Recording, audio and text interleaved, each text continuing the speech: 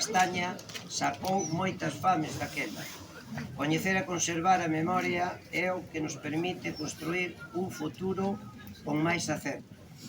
O ano pasado facía referencia a que non eran épocas boas para este froito, pero eu coido que a través da Asociación de Propietarios de Soutos e a colaboración da Xunta de Galicia está a facerse unha gran labor para recuperar e pôr en valor o souto tradicional e tamén para poder clasificar e almacenar o froito dunha maneira que permita a conservación para unha mellor comercialización, o que permitirá un máis alto precio, sin dúbida ninguna.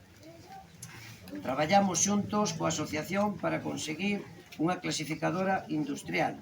Este ano, a pesar da seca, canalizouse a venta de 25.000 kilos aproximadamente, a través da nave da castaña, construída no seu momento pola Diputación Provincial de Ourense gracias a Rosendo. En esta causa que nos engloba a todos, veciñas e veciños, é moi importante estar todos xuntos e remar na mesma dirección para poder atallar as dificultades e atrancos que van aparecendo.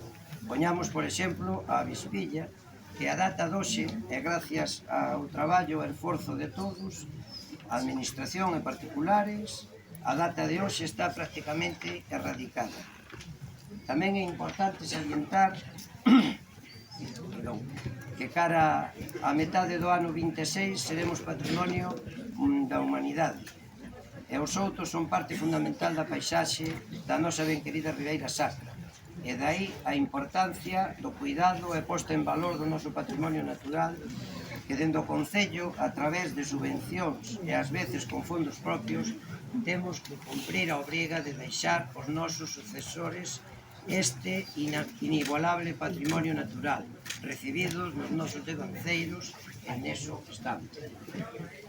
Como ben sabedes, temos o privilexio de estar nun sitio ben fermoso, chamado Parada de Sil, que está no corazón da Ribeira Sacra, e aínda por riba temos o privilexio de ter as castañas máis ricas do mundo.